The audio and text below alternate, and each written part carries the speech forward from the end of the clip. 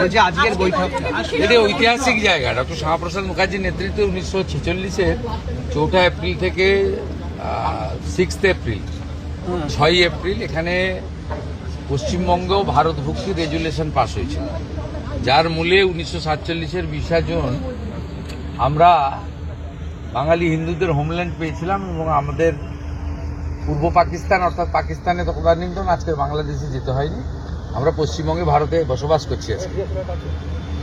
বাবা তারকনাথের দর্শন করতে পারছি, বাবার মাথায় জল ঢালছি, প্রণাম করছি, কপালে চন্দন লাগাতে পারছি। ঐতিহাসিক জায়গা। এখানে আমরা তারকেশ্বরে যেহেতু ডক্টর শ্যামাপ্রসাদ মুখার্জি রেজুলেশন নিয়েছিলেন সেই জায়গা এবং সামনে 20 জুন এটা নিয়ে আমাদের কিছু পরিকল্পনা আছে। যেহেতু আগামীকাল ক্যাবিনেট আছে, সেহেতু ক্যাবিনেটের আগে আমার পক্ষে মুখ্যমন্ত্রীর পক্ষে কোনো সিদ্ধান্ত ঘোষণা করা ঠিক নয়। কালকে ক্যাবিনেট মিটিংয়ের পরে আমি নবান্নতে আপনাদের জানাবো। কিন্তু এরকম একটা পবিত্র জায়গা, দীর্ঘদিন এমন একজনকে করেছিল যাতে এখানকার মানুষের ট্রাস্টি বোর্ডের মাথা। এখনো ট্রাস্টি বোর্ড ডিফাঙ্ক হয়ে আছে।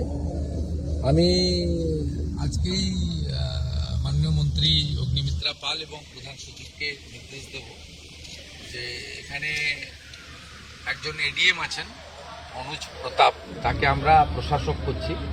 যেহেতু শ্রাবণীমালা সামনে, শ্রাবণীমালাকে কেন্দ্র করে এবারে সরকার এই বাবা তারকনাথের তারকেশ্বরের যে পবিত্র ভূমি, এর যে শ্রাবণীমালায় যে ভক্ত আসেন, তাদের জলযাত্রীরা আসেন, তাদের সুবিধার জন্য একটা বড় ব্যবস্থা নেওয়া হচ্ছে। এবং আশু তারকেশ্বর মন্দিরকে কেন্দ্র করে আমরা কিছু কাজ করব। প্রথম তো ওই পবিত্র পুকুর পাড়ে সব রং করে রেখেছি, রঙের কালার তো পরিবর্তন আগে করা দরকার। ওগুলো ঠিক আধ্যাত্মিক বা সাত্বিকতা বা আমাদের সংস্কৃতির সঙ্গে মানানসই রং না, ওটা আগে করতে হবে। চোখে লেগেছে।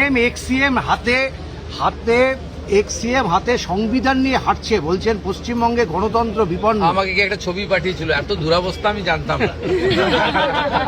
এত দুরাবস্থা, এক ঝুড়ি লোক, 150টা লোক আসেনি। আপনারা তো সাংবাদিকরা গেছেন 200 জন মতো।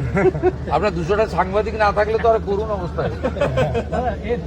তারপরে রাজ্যসভা লোকসভা মিলে এতগুলো এমপি শুনলাম, 3টে এমপি গেছে, 6 জন এমএলএ গেছে। ও দলটার অবস্থা ফলতার মতো হয়ে গেছে। কোনো বিধায়ককে 20 বার পর্যন্ত ফোন করছেন যুবরাজ, সেই দলের কোট আনকোট, যে তারা অসুস্থ শুনেছিলাম। মনে করেছেন এরকম অসুস্থ হলে ফোন করা যায়নি? স্যালাইন টেলাইন কিসব চলছে? এর আগে আপনি তারকেশ্বর এসেছিলেন? আরে আমি তারকেশ্বর ধামে একবার নয়, রাম মন্দির মাথায় নিয়ে খালি পায়ে হেঁটেছি গোটা তারকেশ্বর। এর আগে পাথর বৃষ্টি হয়েছিল বিজেপির র্যালিতে। আপনি জানেন না, এখানে যেদিন ওই যেটাকে লোক হারিয়ে দিয়েছে 31,000 ভোটে, ও রাম মন্দিরকে অপমান করেছিল, আমি খালি পায়ে গোটা তারকেশ্বর শহর আমার হাঁটা আছে 4 kilometre. This channel does not promote any violent, harmful, or illegal activities. All content provided by this channel is meant for an educational purpose only. All words spoken in this video are the responsibility of the speaker. The channel has no affiliation with this.